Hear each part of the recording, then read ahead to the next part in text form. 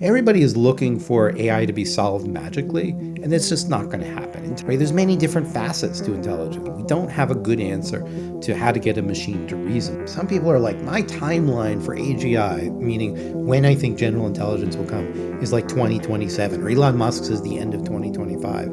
It's so crazy I offered him $1 million bet. So what is a tulip actually worth? Well, a tulip mostly worth what people will pay for it. For a few years, people were paying, I don't know, thousands, tens of thousands of dollars. It's not really worth it. And then everybody runs for the hill. They used to talk a lot about responsible AI, and now everybody's just trying to get market share, and responsible AI is taking a back seat, and it's not good.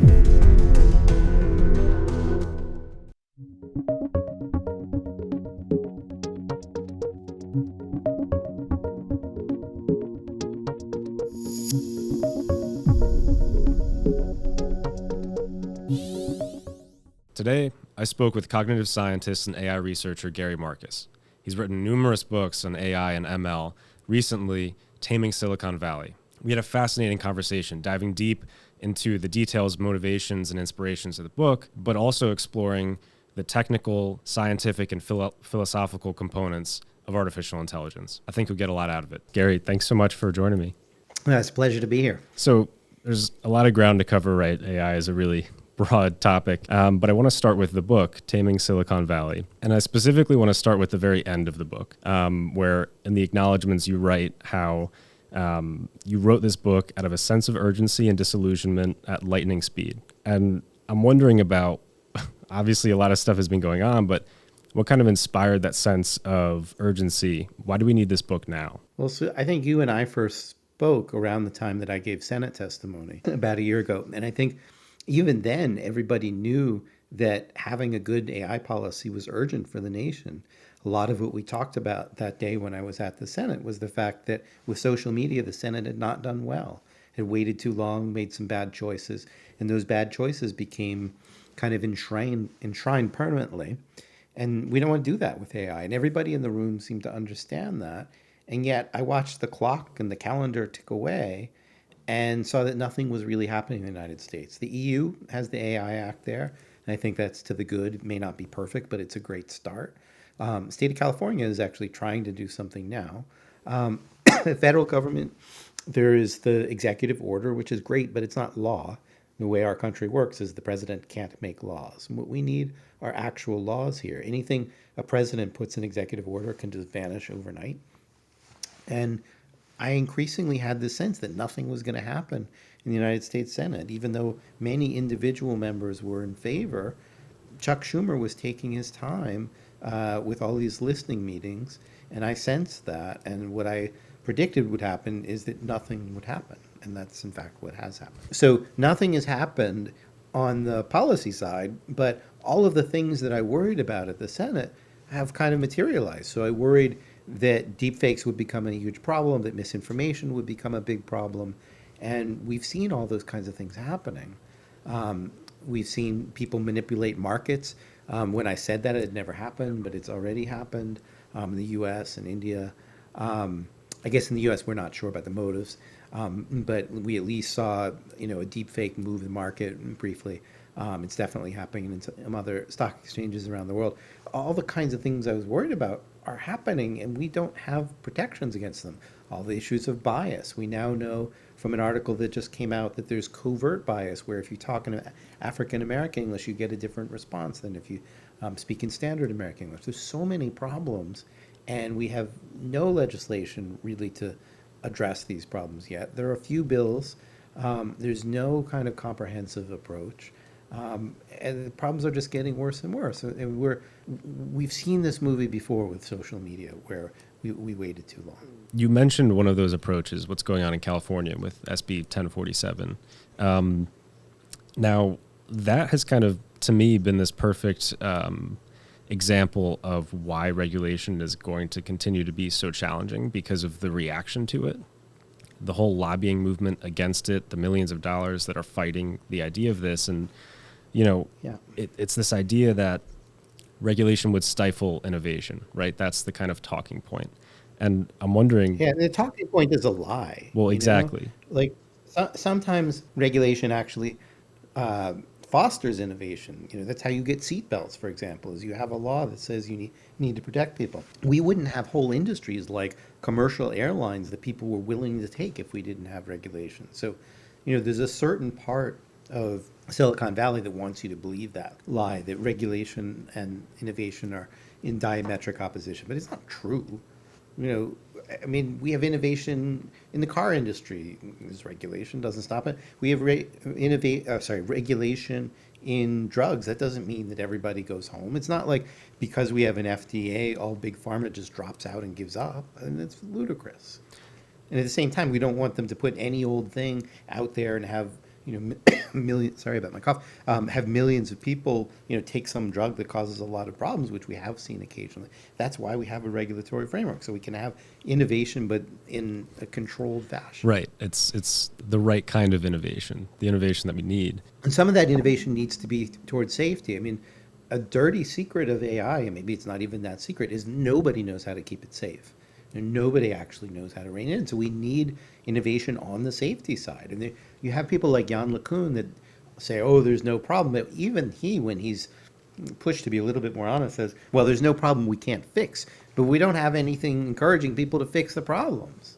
If you run a startup, you're going to want to pay attention to this. Startups, especially AI startups, need good cloud providers. Lucky for you, Google Cloud exists, and they offer an experience, the Google for Startups Cloud program, that's tailored specifically to you. The program offers eligible startups up to $200,000 in Google Cloud credits for up to 2 years. For AI startups, that number is $350,000. Plus, you get the mentorship and experience of Google Cloud's top-notch team. What are you waiting for? Start building today with Google Cloud at cloud.google.com/startup. That's cloud.google.com/STARTUP. You say in the book that the potential upside of AI is enormous, just as big as the Valley says it is. I'm wondering to you what that upside looks like and what kind of AI is needed to kind of access that upside. Are we talking about a general intelligence here for that, or is it just targeted applications of machine learning? Not even always machine learning. I mean, look, a calculator is something that helps innovation in science. Always has, always will. I mean, just, basic computation, going back to the 1940s has always helped with science. Not everything that helps science that comes out of a computer is going to be AI at all. Not all of it's going to be machine learning. And, there's every reason to think that various forms of AI will continue to contribute to science. Probably the most exciting game in town right now is AlphaFold or AlphaFold 3 from DeepMind, which has been tremendously helpful. It's changed how people do protein science. Everybody in the field uses it, or at least knows what it is. That's not a large language model. It's more complicated, kind of hybrid system with some careful domain engineering.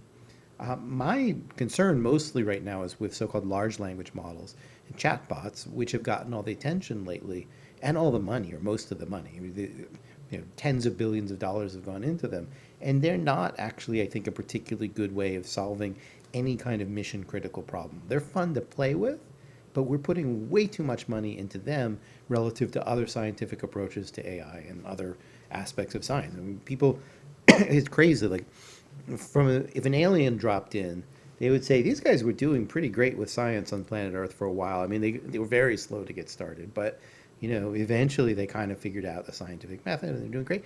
And then in the 2120s, or sorry, 20 excuse me, in the 2020s, they started doing this really bizarre thing where you had 7 companies or something like that, all working on exactly the same thing, the same kind of architecture, with the same kind of data, having the same kind of problems, all just hoping for a miracle. And of course that miracle didn't happen.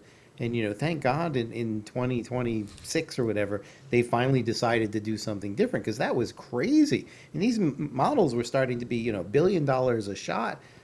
Companies were spending 5, 10, 15 billion dollars on chips, and they were all getting the same results. Like, you don't want to run the same experiment 7 times. Like, good scientists seize the trend, but here, oh no, like the people, the desire for money has overwhelmed scientific good judgment. Right. And so part of that, and you talk about this a lot in the book as well, which is your point that money and power have derailed AI from its original mission. And part of that too is this idea of the increasing influence of the unelected tech leaders on all of our lives, where, you know, Sam Altman can choose to put out whatever model, regardless of whatever harms it may be capable of, and we all just have to kind of deal with that. I'm wondering about that original mission. And as you've kind of seen, it seems like AI in that pure form of trying to help people has maybe lost its way. And I'm wondering how that might have happened. I mean, it hasn't totally lost its way. Like DeepMind is still, I think, really trying to do some AI for good, but it's largely lost its way. And I mean, it's just a story of money and corruption, and a story, I think, of how AI went from good technical leaders who really understood the science to people that are better at marketing and hype and so forth. And they have been rewarded for that marketing and hype. They've been rewarded by investors. They've been rewarded by politicians who don't know any better. Now they're being rewarded by Oprah. It's a true story. The wrong things are being rewarded. What's being rewarded right now is people making crazy claims like that AI is going to solve physics, which doesn't even make sense. It's not even a coherent claim. But there's a certain group of people that wants to feel like we're having this religious moment, we're being in this magical thing, and so much too much power is being given to a few people that were in the right place at the right time that can sell those stories. And the field of AI, I think, has suffered. It used to be more of a research endeavor, but now it's a commercial endeavor. And it also happens that the kind of AI that people are building right now is very expensive to operate, and that has changed things. So, even you can see within OpenAI's history, for example, they were I never loved them, but they were a more reasonable company early on. And then they realized that they could make progress, not that it was the only way to make progress, but that they could make progress by making these very big models, and that they were very expensive. And that changed, I think, how they conducted themselves. Yeah, and that also, that endeavor kind of pushed the idea of large language models into everyone's lives in a way of, dealing with issues of copyright, right? And thinking about that in a different way. The copyright stuff is out of control. I just posted a video yesterday. Somebody said, "Wow, look at this amazing new thing from it's kind of like Dolly, but with videos out of China," and it showed a lightsaber battle. And the thing is that these people have obviously not paid for licensing of Lucasfilm, or I guess maybe Disney or whoever owns the properties, but they've trained on it, and so it looks very much like Star Wars characters. Like that is Darth Vader, that is a lightsaber, and it's total copyright violation. Probably they will eventually get sued. But all of this stuff is actually built on essentially all the data that companies can scrounge, and that includes copyrighted data. And so you have these companies that talk about, they want to do AI for the benefit of humanity, and then they sit here and steal the property of artists and writers left and right with no compensation. And they go around and they say, yeah, we want everybody to have a universal basic income, but they don't pay licensing rights to individual artists that they've ripped off. Right. And part of that, right, is this idea that, and you say this in the book, that the view in Silicon Valley is that anything out there is mine for the taking, right? And it's kind of... Yeah, and a new line, which I don't have in my book, is "Let all the lawyers clean it up," which is something Eric Schmidt said Yes. in a private meeting at Stanford. I wish I could have had that in the book, because I think it really captures this whole Silicon Valley ethos right now of just, move fast, break things, have the lawyers clean it up.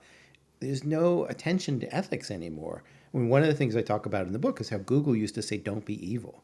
That's not even an official part of the motto anymore, and things have really shifted in the last couple of years. I think the general public doesn't understand how much it's shifted. So you always had some companies that I would say were marginal on the ethical side. Like Meta has never been on the top of my list of ethical companies, but Google, I think, was more ethical than it has been of late.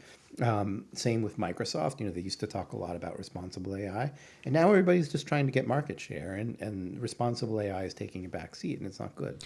Right. And that necessary shift that we're talking about towards more ethically minded behavior and the idea of responsible AI, is regulation the only way to get that? Because we're talking about such a big No, I shift in think, I mean, culture. yeah, exactly. Shift in culture. So part of the reason I wrote the book is I would like the public to hold these companies accountable. If the public is like, yeah, I understand that this cool new software I'm using is pillaging artists, but I don't really care. It's fun to use.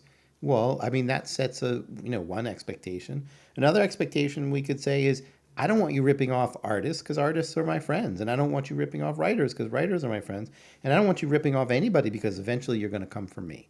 And so I'm going to take a stand right now and say, if you're not going to ethically source the stuff that you're training on, I'm not going to be part of this. Come back to me when you got your licensing squared away. And you know what? The companies would. It's not that all of these magical products, and in some ways they are magical, would disappear. It'd be a little bit more expensive. But look what happened with Apple Music and Napster and so forth, right?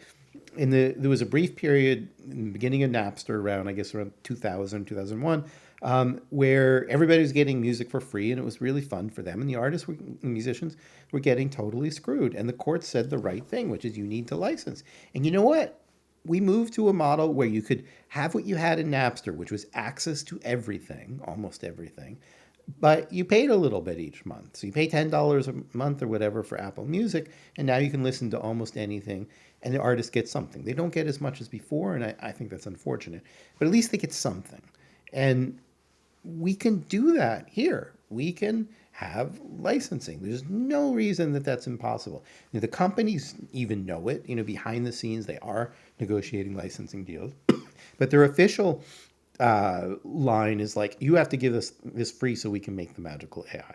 We should not believe that, and the consumers should not believe that either. The consumers should say, hey, wait a minute, I want to be ethical here. I want to support artists. I want to support writers. I'm not going to use this stuff until they sort that out. That would have a huge impact. Right. And part of the reason that this feels to me like such an important moment is what you're talking about has been built up for 20 years. You're talking about the internet companies that evolved into the social media companies, and now they're the AI companies, right? And people didn't read the terms of service. They don't want to. A lot of people don't care how their data is used and how other people's data is used because data has become the kind of cost of admission to play in these sites and whatever. I think we're like boiling frogs. People have come to accept way too much. OpenAI just bought a webcam company. They want to be able to have access to all your files, to all your calendars. And they just put someone from the NSA on their, or used to be at the NSA, on their board. I mean, OpenAI is, in my view, possibly headed towards becoming a surveillance company that knows everything about you, and then monetizes your data, and you get nothing. You get some free services, and that's all you get out of it. And the world has, I think, been too quick to accept those kinds of things, and the consequence is that they're going to, for example, be able to target political advertising to you and manipulate you. There's new research showing, for example, that large language models can implant false memories in people. Like, we have no control, no checks and balances over what the large language models are going to teach you, essentially. And they will do it subtly, you won't notice it, and you can, for example, wind up with false memories. And this is terrifying stuff. Everything that George Orwell imagined in 1984 is kind of actually happening, and we're not being loud enough about it. I mean, the reason I wrote the book is to get the public to realize we need to say this is not acceptable. And yet here we are. It's 2 months from the election. Nobody's even talking about AI policy. And the next administration is going to set AI policy in a way that's going to last. Just like once Section 230 was set in place for social media, the rest of the movie was written at that moment. So, like, we have to get this right, and we have to get it right now. And speaking about the public's, the importance of the public in this space and understanding the space, there's been, and we talked about it, so much hype, so much marketing that's not really accurate to the science, right? What are the most common, I guess, or most frustrating misconceptions about AI that you come across? Maybe the most frustrating is people just think that chatbots are a lot smarter than they actually are. So they assume, for example, that chatbots know what they're talking about and kind of imagine that they would like fact check their work or something, but they don't, right? They hallucinate constantly. In the book, I have the example of one of the systems just making up the the fact, making up the claim that I have a pet chicken named Henrietta. And I don't have a pet chicken named Henrietta. It would take 2 seconds to look up and on the web, do a web search and see if there's any valid source, because it's such a crazy thing. I mean, like, I live in a city. Where am I going to put the pet chicken? Like, it just made no sense whatsoever. And who names their pet chicken Henrietta and so forth. And the systems don't actually fact check. But people are surprised. Like, every day somebody posts on Twitter, I can't believe how dumb this machine is.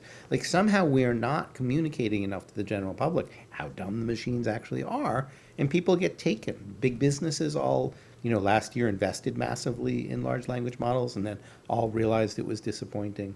Over and over again, people are learning that lesson. But it's been hard for the public to accept. And that's partly because most people have no training. Like, how do you recognize what a machine does or how good it is or that it's a machine at all? Like, we're very good at recognizing lions and tigers because, in the environment of adaptation, we had to run from lions and tigers. We're not very good at realizing we're being scammed by a bunch of chatbots that don't know what we're talking about. Most people don't understand how to resist that.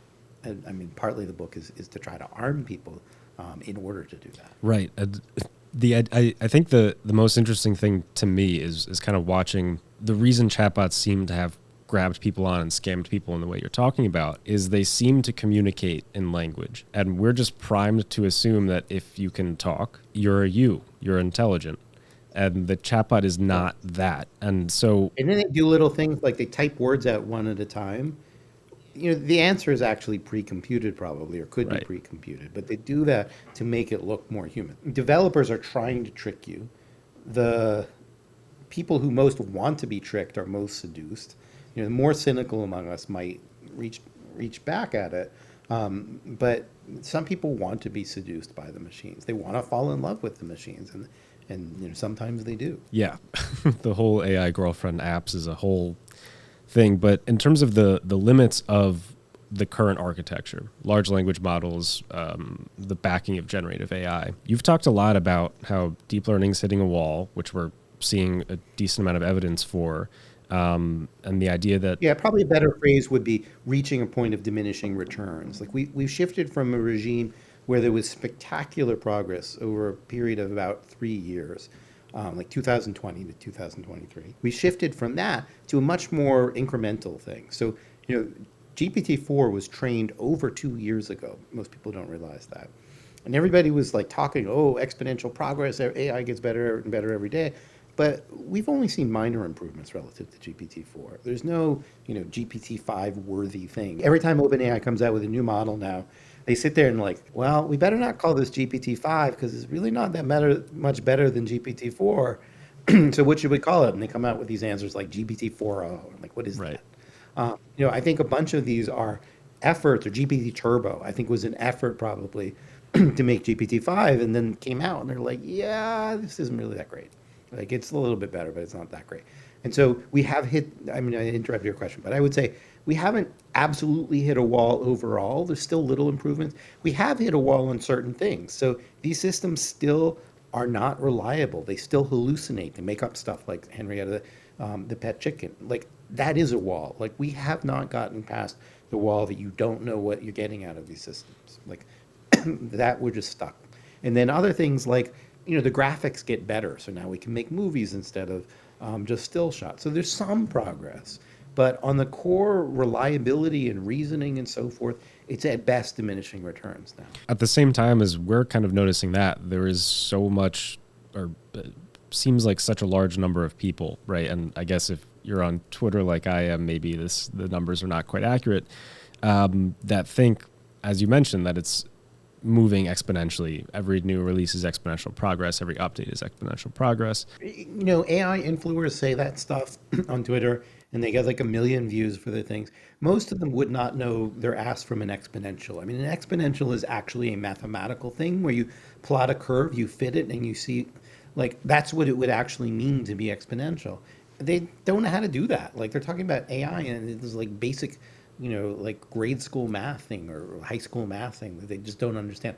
Exponential does not mean that every 6 months or every 2 months it's like a little bit better than last time. Exponential would be like, what we saw before, where you have these giant qualitative changes every few months or something like that. Now, something that's kind of gone in hand with all the hype that we're seeing is the investment side of things, and the investment hype and the crazy valuations in the markets. And as investors have started to realize that there are diminishing returns, maybe it's not worth all this money, it's led to the idea of the AI bubble. And you've called OpenAI possibly the WeWork of AI, that Yeah. the bubble is happening or close. How do you see it bursting? I was one of the first people to say there's a bubble.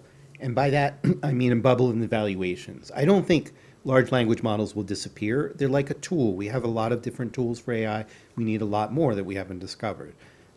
His analogy would be like the minute that somebody invented a power screwdriver, they thought power screwdrivers would have changed the entire world and that they'd be worth billions. And no, eventually the price would come back down, and people would pay $30 for them. They'd still be great. People would still love them, but they'd be a $30 tool. They wouldn't be like constructing your entire home all by itself.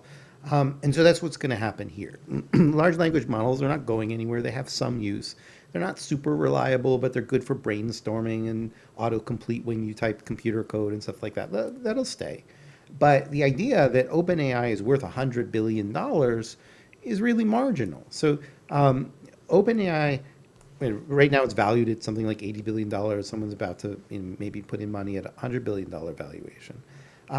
Usually valuations are relative to profits. They actually have none, right? They've not made a profit yet because it's very expensive to operate these tools, unlike traditional software. You need these expensive chips, you need very expensive staff, you need enormous amounts of electricity. There's no clear evidence that they're ever going to make a profit. If you have to pay $20 billion a year in order to stay ahead of Meta, that's giving the same stuff away for free, which is also a huge problem for them, and you're making $2 billion a year, the math just does not add up. And so what I would imagine is at some point, people are going to stop putting the money in. Right now, OpenAI is a name brand, and maybe they can get away with it for a little longer, but they have not transformed the world in 2024 like they did in 2023. They have demoed a lot of products that they have not actually delivered, or they've delivered products like GPT 4.0. Some of the things they promised are there and some not. Like they had Sal Khan talking about how you can use it as a tutor. There's no actual tutor software out there. They talked about Sora, but you can't use it at home. We don't know how much it would cost. So they're making demos, and now they're going to make an announcement. Maybe it's going to be called GPT next.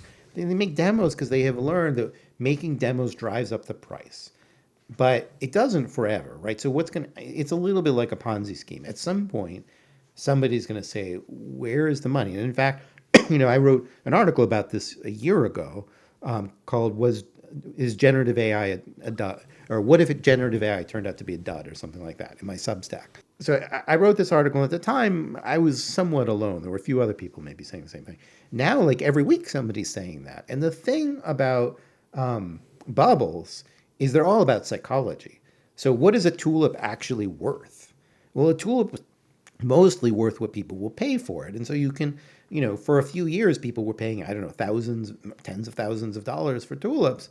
And then they all woke up and said, this is a little crazy. It's just a tulip. It's just a flower. You can buy another flower for $5. Why are you spending, $10,000 for a tulip? It's not really worth it. And then everybody runs for the hills. And that's what's going to happen here is everybody's going to run for the hills. So you could ask, well, who made money and who gets screwed? So the early employees still make money because they've sold some of the stock, right? So early employees of OpenAI do well. The early investors make money because they take a cut of the money that's invested.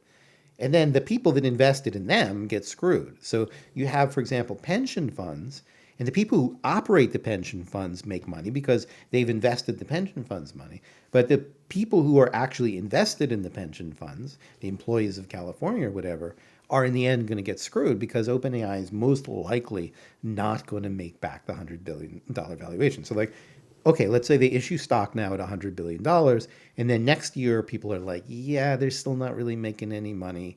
And now they need more money. They need it badly, so they take money at a $50 billion valuation. Well, the people who put in money at a $100 billion valuation just lost half their money. So we're going to see, and then, what happens with these things is once one thing goes down, then a lot of them go down. Like everybody runs for the hills. And so I think that's going to happen. Again, the technology will remain, but people are going to be like, yeah, maybe NVIDIA is not worth $3 trillion after all, because NVIDIA has a problem. They make a good product. They really do. I met Jensen Huang. He's a brilliant CEO. Everything they do is good, but it's all kind of premised on the notion that the people who buy their chips are going to, which are very expensive, tens of thousands of dollars, are going to make a lot of money with those chips. And if that premise turns out to not be true, like there's still no killer app for generative AI. There's just conversation.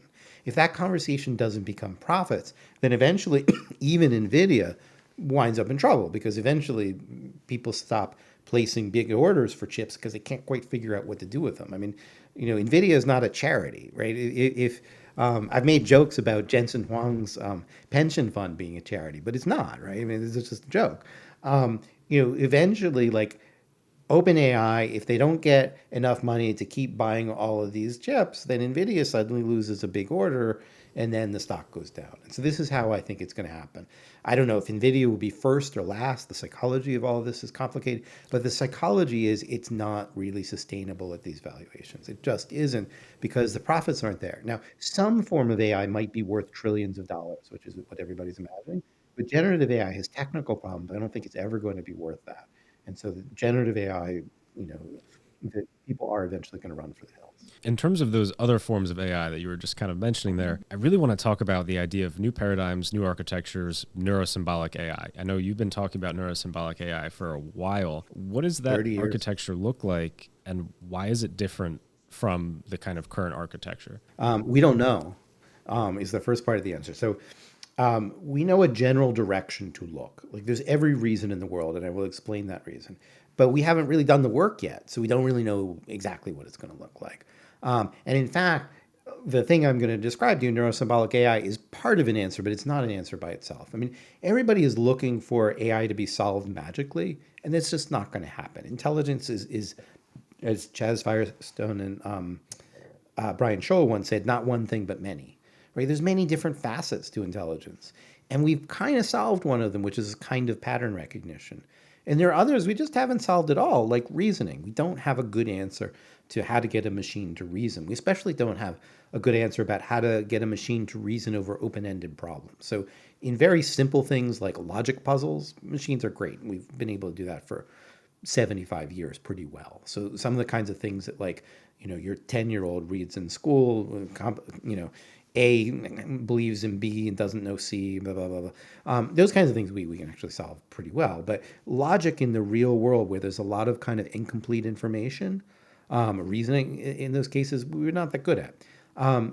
We have some sense from this classical tradition of AI of how to do it, but we don't know how to do it at scale when there's a lot of knowledge involved. Many of your readers or listeners might know Daniel Kahneman's System 1 and System 2 distinction from his book Thinking Fast and Slow. System 1 is stuff that's automatic, fast, reflexive, intuitive, data-driven. And System 2 is more deliberative, more abstract, more reasoning-like. It's pretty clear that current AI is good at System 1. Older forms of AI are pretty good at System 2, not perfect. And we don't have a good way for those to communicate with each other.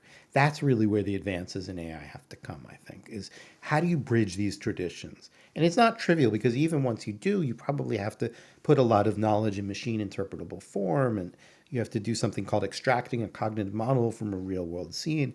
Nobody knows a general way to do that. So some people are like, my timeline for AGI, meaning when I think general intelligence will come, is like 2027, or Elon Musk says the end of 2025.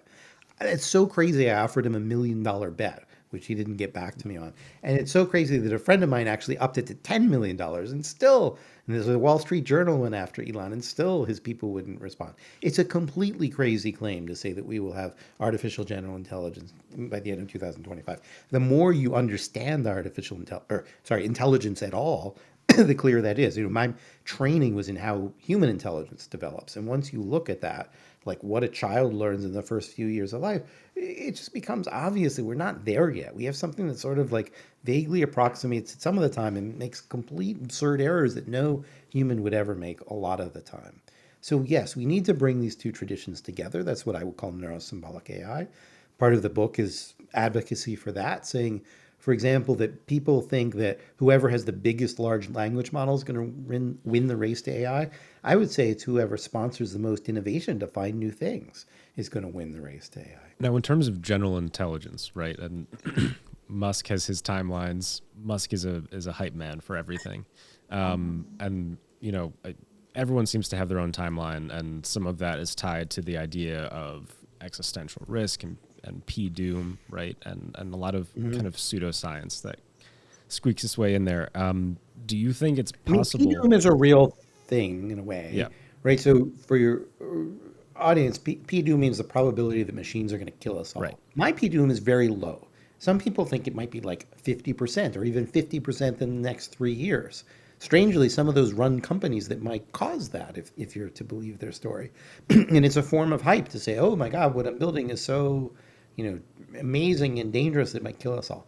My view is we're not going to annihilate the human species anytime soon. That would take considerable work that is not likely to happen.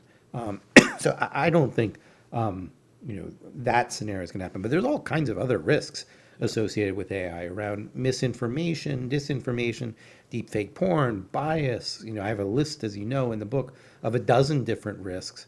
There could be accidental escalation of war. There are many, many things that could happen short of actual extinction. Right, and the whole environmental side of things as well, the massive, Whole environmental side, the yeah, costs are huge. I mean, nobody really knows where this is going, but people are talking about, well, I have this big model, I trained it on the internet, it didn't really work, so I'll train it on 10 times the internet or 100 times the internet. Well, that's going to cost a lot of energy.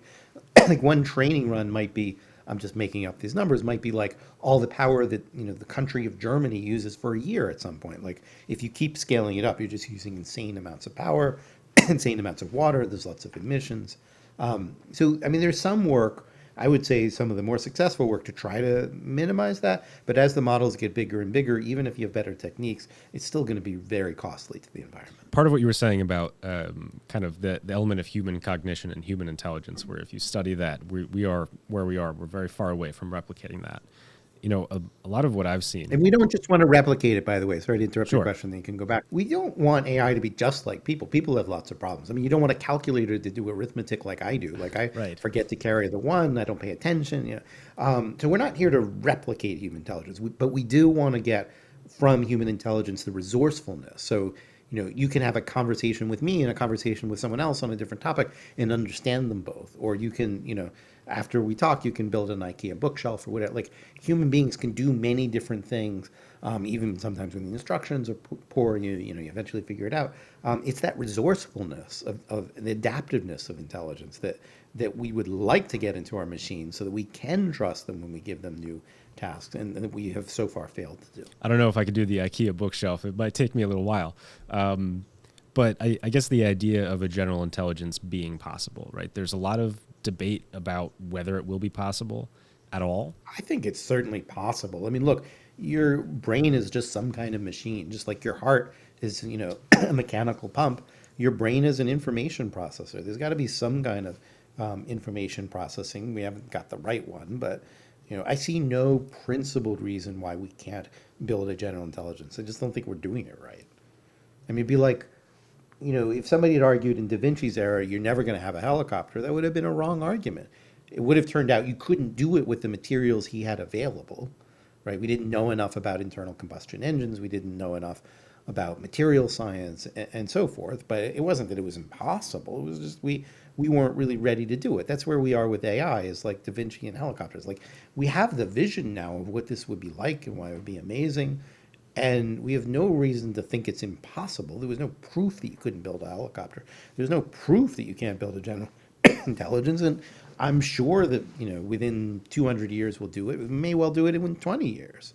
I'm also sure that, we're not going to have it next year and that Elon is, either deluded or whatever. I mean, this is not going to happen next year. Well, he did not take your bet. He did not take it. I mean, that tells you a lot, right? I mean, we got the bet up to $10 million. It could have been like a symbolic thing. I mean, obviously he doesn't need the money, but the fact that he wouldn't even respond, it doesn't bespeak confidence in his arguments as opposed to the hype. Now, with AGI, we're dealing with a hypothetical thing. As you said, we don't know what it will look like, when it will be here. And there's been a lot of concern on the regulatory front of, there's so many active harms from AI now. We shouldn't lose focus on that to regulate for a potential AGI that we don't know if or when it's coming. How important it is it to kind of balance that and prepare ourselves in legislation for when and if it comes? What we need to do now is to deal with the current harms that we know about, most of which are not well handled under American law. And we need to plant a stake in the ground so that when things do, advance and we have more intelligent systems, that we have a framework for dealing with them, which includes like communicating with other countries about risks and sharing information about bad incidents and so forth. So like I think of where we are right now as a dress rehearsal.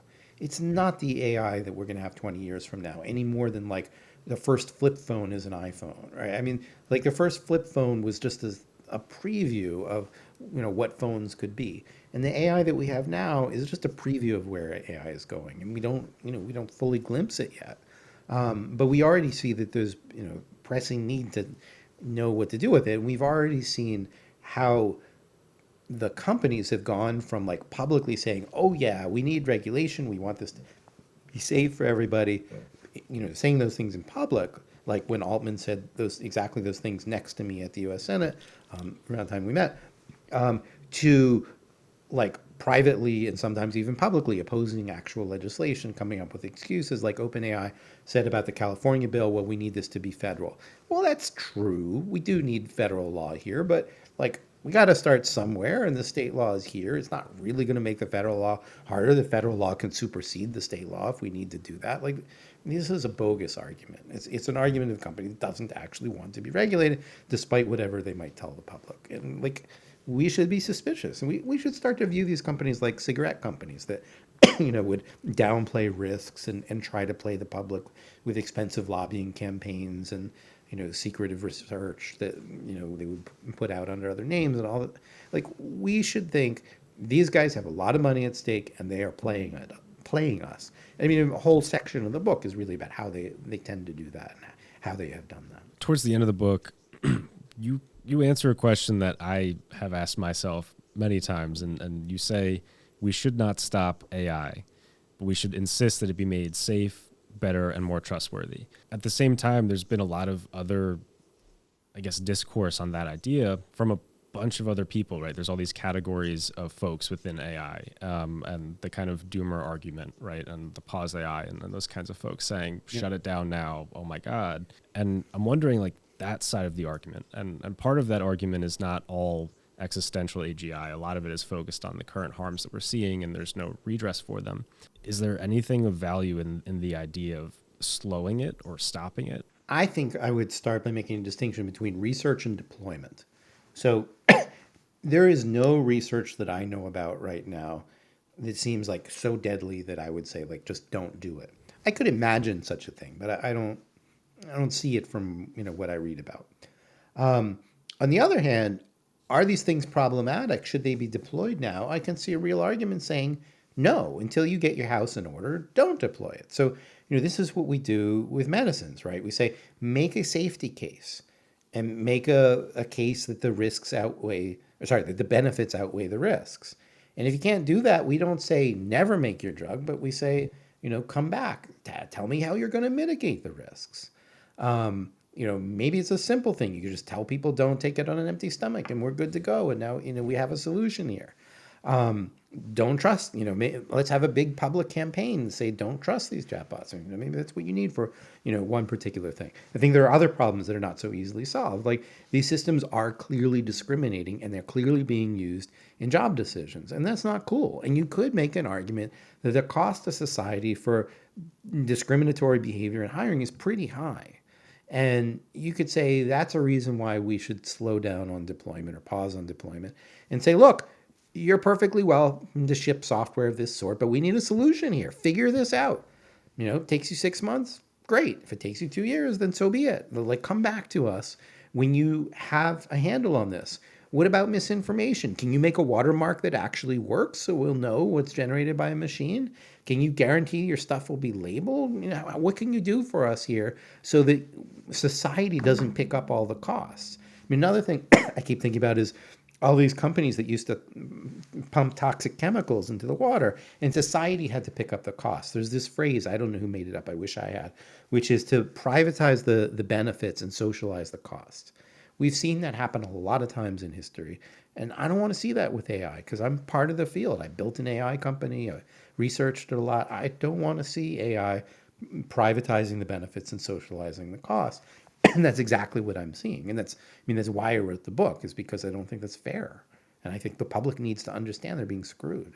In terms of the benefits too, which part of this equation, as we've talked about, is the benefits in terms of, great stock valuations and tons of money that's pouring into this kind of small chunk of people running things.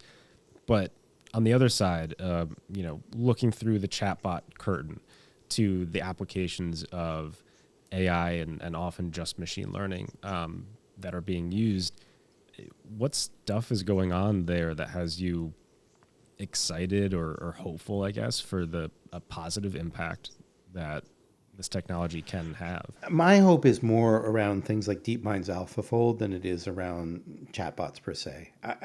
Chatbots to me have some value, but not great value. They're good for brainstorming. You have a human in the loop who can check it.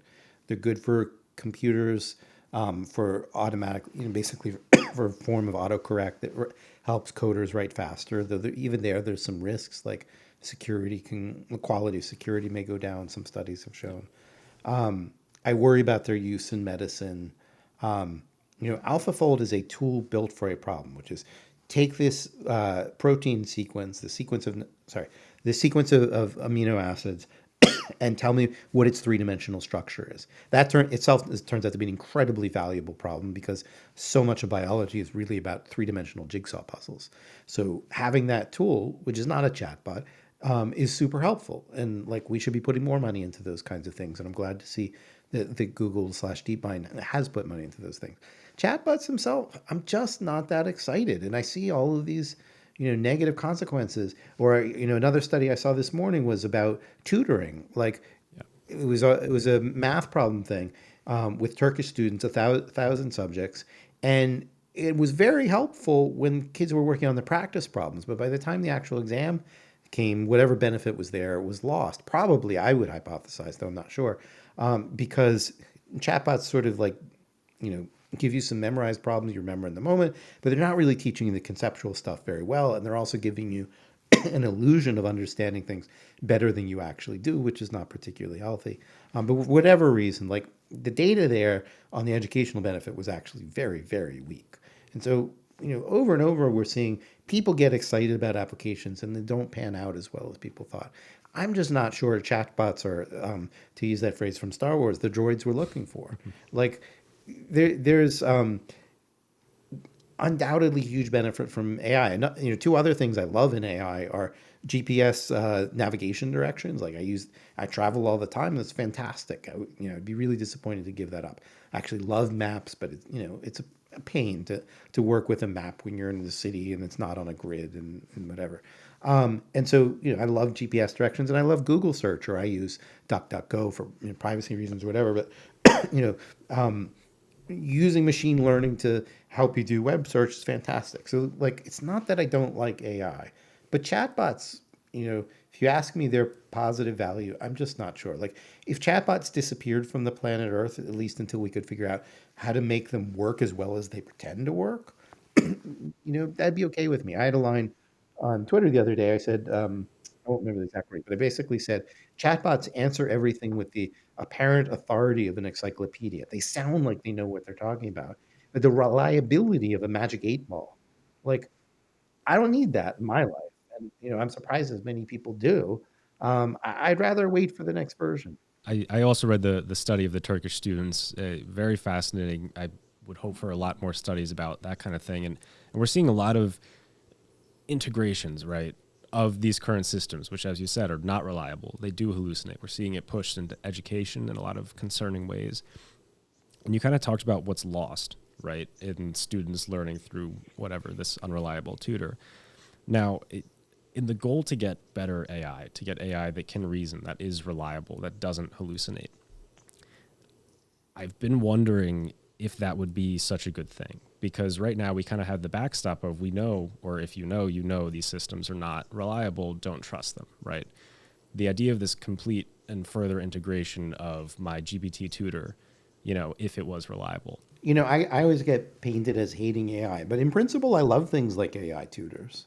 Like, if they could work, they didn't hallucinate anything, they could reliably build a model of what the student understands about the problem. You could make them, in principle, cheaply enough.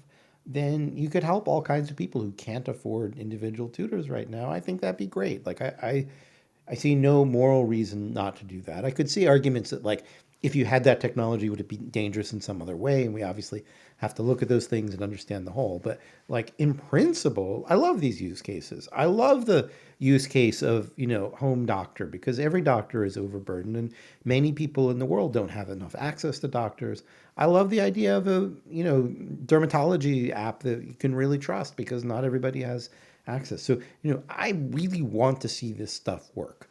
But I just think that what we have right now doesn't work that well. We're overselling it. That the overselling it has multiple problems, including the fact that people get bad answers, the fact that I think there already is starting to be public pushback. I think in some ways the Silicon Valley is its own worst enemy right now by constantly overselling things. We're getting to like a boy who cried wolf thing. Like, if somebody comes along now with a perfect home doctor in an app, a lot of people are going to be like, yeah, I don't know. I tried this thing a couple years ago and, it told me to take this medicine and I got really sick and, forget it. Or with driverless cars, like, we're pushing them out too fast. If we suddenly put, millions of them on the road, they would have accidents every day and people would die and people might like cancel the whole thing. And it's better that we have at least somewhat of a phased rollout. Overselling this stuff has a consequence.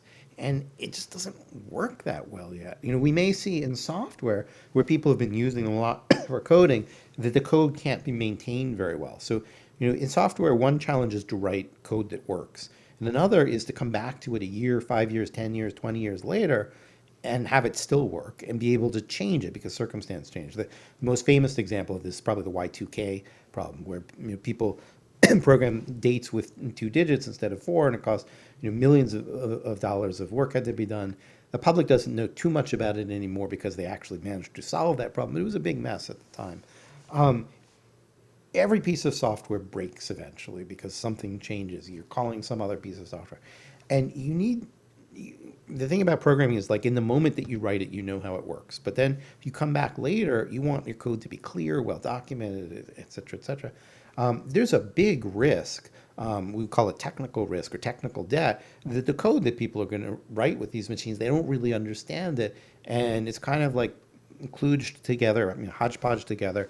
And we have trouble fixing it. So we may see some downstream costs as well to all of this kind of stuff. Right. We're talking about all these problems. And there's so many. And I think for a lot of people, it's really overwhelming and frightening in ways that range from I'm going to lose my job to, oh my God, what's going to happen? I've seen the Terminator movie, right? Whether or not that's legit. What should people be doing here? How do people process this? What's their role in this world? I would like to see people get loud about this, talk to their Congress people, write op-eds, maybe consider boycotts. So, one that I suggest at the end of the book, and I'm going to set something up on this at tamingsiliconvalley.org, is maybe we should boycott any art that isn't properly licensed. I mean, any generative AI that's using art that isn't properly licensed, right? We should just say, look, as consumers, we want to have all of this stuff be ethically sourced, and we'll just wait. We'll sit and wait until you do that. And so I think, collective action here to say we want AI to be done in an ethical way, in a way that is good for everybody and not just a few people. We're going to stand by that. Like, if we could actually get enough people to agree on that, we could change Silicon Valley. I mean, Silicon Valley used to, I think, care more about the consumers, and nowadays has an attitude of like, yeah, we're just gonna make money off those people, and like we need to change that attitude. Yeah, absolutely. Well, Gary, I really appreciate your time. This was fascinating. Thanks so much.